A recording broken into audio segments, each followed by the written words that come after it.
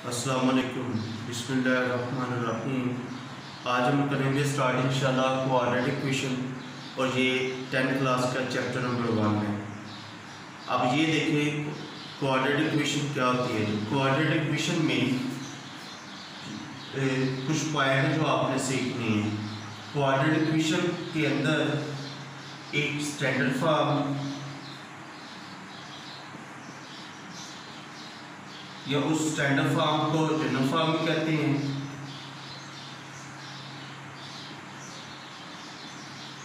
या common form.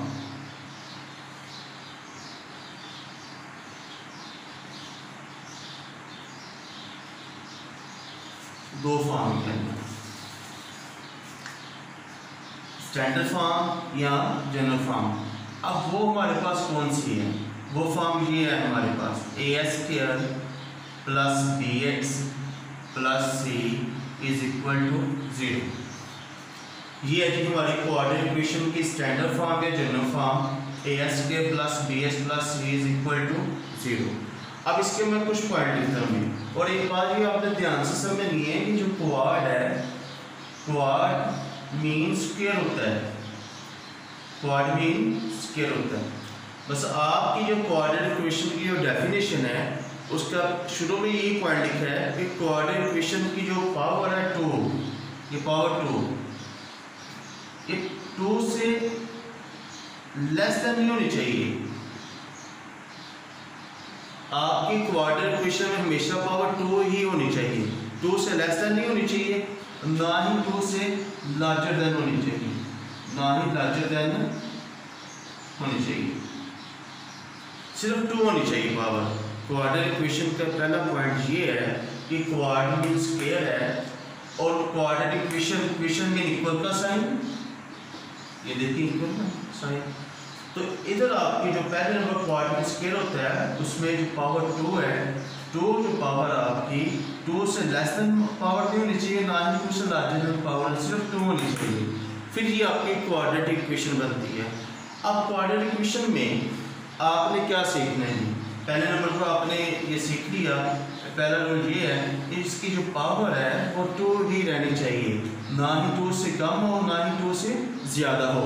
ये quadratic equation की स्टार्ट में बात है। अब आपने यहाँ पर मेरे पास 3 टर्म यूज हो रही है, A first term, second term and C third term. A, ये देखें ए, उसके बाद बी, उसके बाद सी, ए बी और सी, ये तीनों हमारे रियल नंबर हैं। ये तीनों हमारे कौन से नंबर हैं? रियल नंबर हैं। इन तीनों में रियल नंबर यूज होते हैं। रियल नंबर क्या होते हैं? Natural number, whole number, integer number. इसके अंदर जिसके अंदर ये सेट नंबर आए हैं, तो रियल नंबर में 1 2 3 4 5 6 7 8 है। मतलब जब आपने क्वेश्चन करना है तो ए की प्लेस में रियल नंबर ही राइट होना है, बी की प्लेस में भी रियल नंबर ही राइट होना है और सी की प्लेस में ही रियल नंबर राइट होने हैं जी। अब उसके बाद इंशाल्लाह जब क्वेश्चन करें फिर आपको बताएंगे रियल नंबर कैसे आएंगे। अब मैंने ए बी सी की बात की है, रियल नंबर है। अब इसको मज़ीद डिटेल से बात करते हैं। मेरे पास है जी पहले नंबर पर ए। अब इस ए को कोफिशिएंट कहते हैं जी,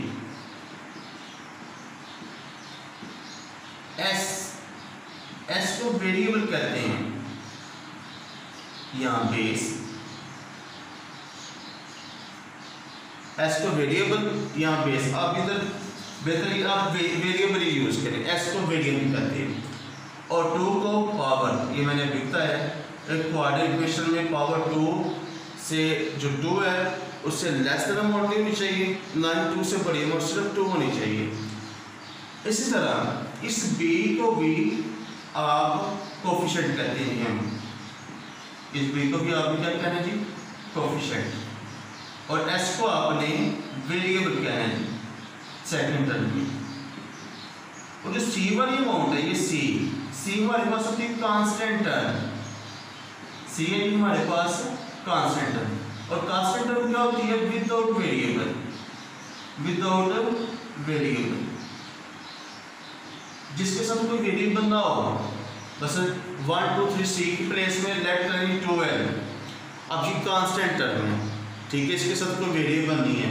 वेरिएबल मीन क्या होता है, इस तरह लिखा हो 2x, तो ये नॉट कांस्टेंट टर्म है, सिर्फ 2 हो तो ये कांस्टेंट टर्म है।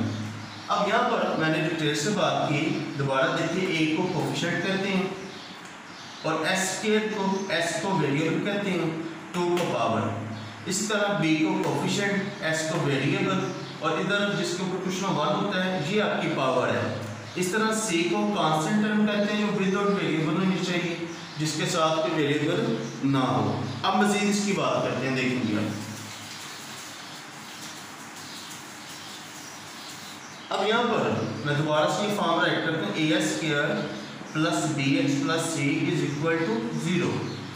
अब वो देख लें, ये जो a है हमारा, अब ये तीसरे नंबर वाली बात है, a is not equal to 0। ये सबसे जरूरी पॉइंट है समझने वाला, a is not equal to 0। Why? क्यों? मतलब ये 0 के बराबर नहीं होना चाहिए। अब रीज़न क्या है, मैंने अभी बताया, जब भी आप क्वाड्रेटिक इक्वेशन का क्वेश्चन करें तो आपका आंसर भी क्वाड्रेटिक इक्वेशन में आना चाहिए। जो फर्स्ट टर्म आनी उसके ऊपर पावर 2 का होना ज़रूरी है, 2 का आना ज़रूरी है। वो इंशाल्लाह क्वेश्चन करें फिर आपको अच्छी तरीके से समझ आएगी। अब यहाँ पर अभी ये बात समझे भाई, क्यों? देखिए, मैं ये फर्स्ट टर्म राइट करता हूँ इधर, a² और लेट कर देते हैं कि हम a is equal to 0, a is equal to 0। अब यहाँ पर a है और a किसके बराबर है, 0 के। अब a की प्लेस में 0 पुट करें उसकी वैल्यू और साथ लिखें s²। अब 0 को आप s² से मल्टीप्लाई करोगे 0, इसका मतलब ये तो क्वाड्रेटिक इक्वेशन है। जब इधर a 0 आ जाना है, जब इधर आपका a 0 आना है तो ये s² तो खत्म हो जाना है, तो क्वाड्रेटिक इक्वेशन फिर रहनी नहीं है। हमें तो चाहिए क्वाड्रेटिक इक्वेशन का रहना ज़रूरी है एंड तक। जब आपको पूरा क्वेश्चन सॉल्व करना है उसका एंड तक आपके क्वाड्रेटिक इक्वेशन का आना ज़रूरी है, मतलब पावर 2 का आना ज़रूरी है। जो पहली टर्म आनी है आंसर की, उसमें पहले जो अमाउंट s² का आना ज़रूरी है, लेकिन उसके लिए a is not equal to 0, a बराबर नहीं है 0 के। आपका आंसर में a बराबर नहीं 0 आया तो फिर इज नॉट क्वाड्रेटिक इक्वेशन नहीं है। बस ये मैंने आपको एग्जांपल दी, 0 आ जाए तो क्वाड्रेटिक इक्वेशन नहीं रहती। अब दूसरे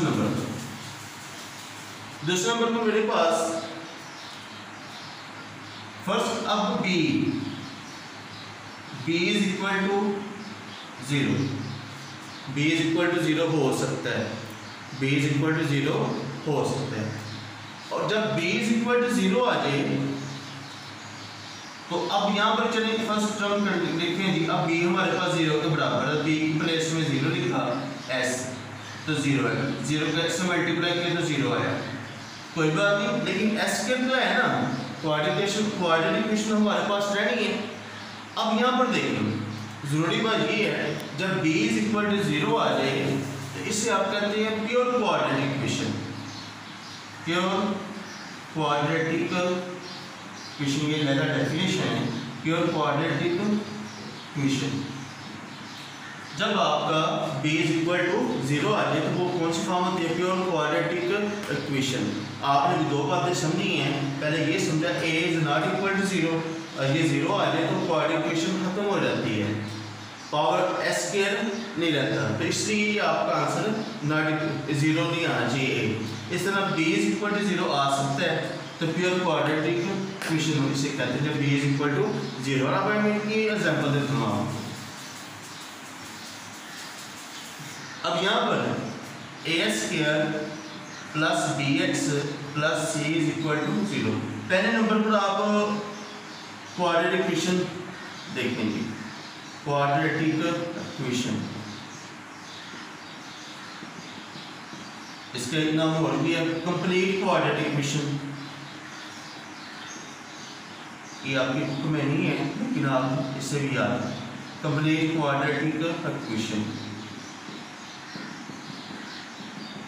दो नेम से रह सकते हैं, कंप्लीट क्वाड्रेटिक इक्वेशन। अब यहाँ पर मैं एग्जांपल देता हूँ इसकी, 3s² plus 5x plus 3 is equal to 0। आपसे कहेंगे कि बताएंगे क्वाड्रेटिक इक्वेशन है नहीं है, आपने कहना यस ये है। क्यों? आज कब आपको पता होना? जब आपको ये फॉर्म, ये जो इसकी स्टैंडर्ड फॉर्म है, ये आपके जहन में होनी। देखें S3a, अब ये किसके इक्वल है? 3 की, बाद में x भी है, उसके बाद s के है प्लस b, अब b किसके इक्वल है? 5 के, बाद में x भी है प्लस c में भी कांस्टेंट टर्म। तो इस क्वाड्रेटिक इक्वेशन, ये हमारी कौन सी इक्वेशन है? क्वाड्रेटिक इक्वेशन या कंप्लीट क्वाड्रेटिक इक्वेशन है। अब इसके बाद अब प्योर क्वाड्रेटिक इक्वेशन के आपको एग्जांपल देते हैं। प्योर क्वाड्रेटिक इक्वेशन, अब प्योर क्वाड्रेटिक इक्वेशन क्या होती है?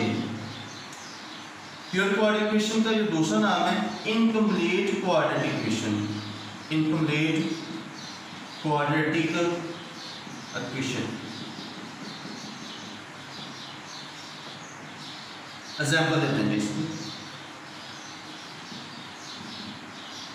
एग्जांपल ये है 7s² plus 3 is equal to 0। अब देखा जाए 7s² plus 3 is equal to 0। अब यहाँ पर हमारे पास ये 7s², ये फॉर्म पहली है। अब bx नहीं है हमारे पास, तो रीजन क्या होनी है? b is equal to 0। जब b इज इक्वल टू 0 आ जाए, तो जब 0 को x से मल्टीप्लाई करो तो 0 आ जाना है, तो वो क्या बन जानी है? Pure quadratic equation. चलिए इसकी जरा एग्जांपल मैं आपको डिटेल से देता हूँ। लेट करते हैं जी 7s² प्लस 0x प्लस 3, इस तरह देखिए 7s² 0 के x से मल्टीप्लाई किया 0 प्लस 3 इज इक्वल टू 0। इस तरह हमारी ये बनती है जी प्योर क्वाड्रेटिक इक्वेशन। क्यों ना कि 0 के साथ b is equal to 0, b is equal to 0, ये डेफिनेशन में है। If b is equal to 0 is called pure quadratic equation होती है। अब ये मैंने आपको प्योर क्वाड्रेटिक इक्वेशन या इनकम्प्लीट क्वाड्रेटिक इक्वेशन को डिटेल से बता दें किस तरह ये b 0 के बराबर आता है। तो ये आपने 7s² plus 3 is equal to 0, ये आपके बन जाएगी प्योर क्वाड्रेटिक इक्वेशन जब b इज इक्वल टू 0 आ जाए। अब यहाँ पर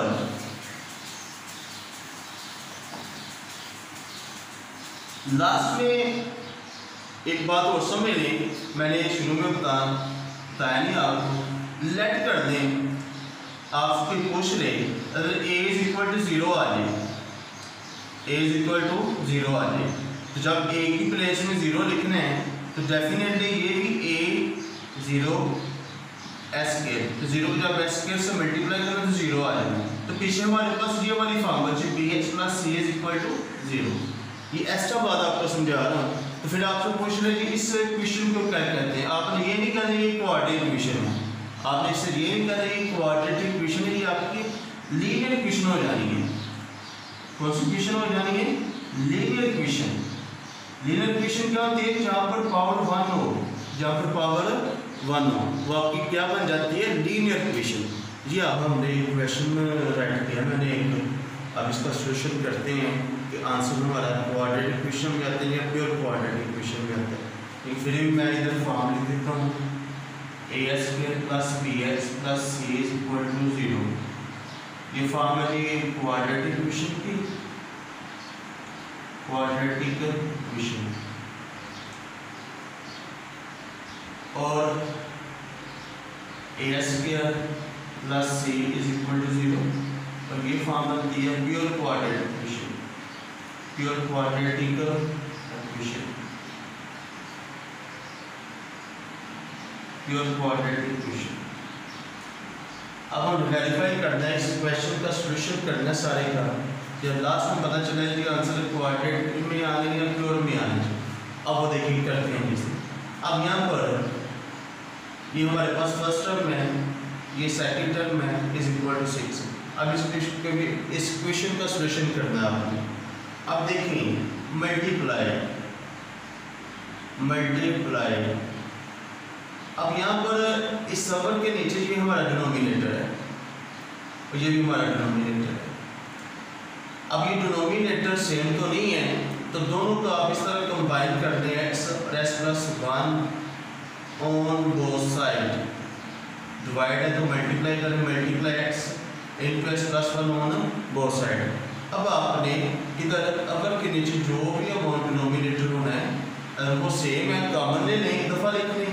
हाँ, इधर एस प्लस वन, फिर आपने इन दोनों फैक्टर को, दोनों डिनोमिनेटर को एक दफ़ा कॉमन ले लेना था, एक्स प्लस वन। अब लेकिन इधर एक्स था इसलिए हमने इसे कंबाइन करके लिख लिया, कॉमन ले लिया जा सकता। अब इस तरह अब हमें मल्टीप्लाई करना, multiply X into X plus one on both side है। अब मल्टीप्लाई करते हैं G X S plus one multiply, अब इस टर्म से मल्टीप्लाई करें एक्स एस प्लस वन, इस तरह प्लस, फिर ये लिखिए S plus one multiply S plus one और एक्स। अब सेकंड टर्म से मल्टीप्लाई करते हैं, फिर दोबारा से सिक्स मल्टीप्लाई करने से एक्स और एक्स प्लस वन। अब आपने इस वाले अमाउंट को इन तीनों टर्मों से लहदा मल्टीप्लाई कर दिया। अब इनका सोल्यूशन करते हैं, एस प्लस वन से कट हो जाना है, क्रॉस हो जाना है, पीछे बचा एक्स मल्टीप्लाई एक्स, तो ये बनता है एस स्क्वायर, वन और वन पावर हमेशा प्लस होती है, एस को एक्स से मल्टीप्लाई किया एस स्क्वायर प्लस एस से क्रॉस। अब एस प्लस वन और एस प्लस वन दो दफा आप इसका होल स्क्वायर देंगे, एस प्लस वन का होल स्क्वायर, इस तरह इज इक्वल। अब इस 6x को x से मल्टीप्लाई किया 6x स्क्वायर और 6x को 1 से मल्टीप्लाई किया 6x आ जाएगा। इस वाले 6x को आपने दोनों से लहदा मल्टीप्लाई किया, अभी 6x को x से मल्टीप्लाई किया 6x स्क्वायर आ जाएगा और 6x को 1 से मल्टीप्लाई किया और 6x आ जाएगा। अब इसी तरह s स्क्वायर, अब ये फार्मूला ओपन करना, इधर ये फार्मूला यूज हो रहा है a प्लस b का whole square, a square plus b square plus ab, या 9 प्लस में किया 4 चैप्टर में। अब देखने ये a और ये b है, अब लिखना है जी a स्क्वायर, जिस तरह ये फार्मूला a स्क्वायर प्लस फिर b है, इधर b हमारे पास 1 है, b स्क्वायर, बाद में फार्मूले में प्लस है, प्लस लिखा प्लस टू फार्मूले का, और a हमारे पास x है इधर और b हमारे पास 1 है। ये फार्मूला ओपन किया आपने a प्लस b का whole square, a square plus plus plus होता है b स्क्वायर प्लस टू फार्मूले का a और b, ये फार्मूला आपके सामने है। अब यहाँ पर आपने फार्मूला ओपन किया, अब लिखना है जी इसे वैसे के वैसे से राइट कर दें। अब आपने एस के लिए होता है 1 का स्क्वायर 1, 2 1 का 1, 2x और 2x को 1 से मल्टीप्लाई किया 2x है और 6s के प्लस 6x है। s के और s के कोफिशिएंट 1 और 1 2s के आया, और प्लस में जो पावर है वो कांस्टेंट ही रहती है, प्लस में पावर कांस्टेंट ही रहती है, 2 है तो 2 ही रहेगी, प्लस 1 प्लस 2x और 6x स्क्वायर प्लस 6x।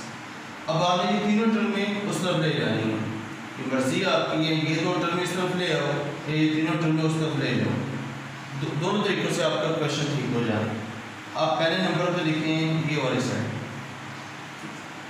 आगे ये प्लस है, ये प्लस है तो उधर जाकर माइनस, दूसरी तरफ ये प्लस 1 है, इधर आकर -1, ये प्लस है तो उधर जाकर -2x, तो इधर 0 बचा। पहले आपने ये इज इक्वल इस दोनों टर्म में लिखी, ये प्लस हो रहा है इधर आकर माइनस 7s स्क्वायर, ये प्लस 1 है तो ये माइनस, ये प्लस इधर आकर माइनस हो जाना है। अब आपने s के वाले को कंबाइन कर दें, ये s के वाले इधर माइनस का साइन है, साथ माइनस लिखें। अब s वाले को कंबाइन कर दें -2x, और जो कांस्टेंट टर्म है वो लास्ट में ऐड कर दें 0।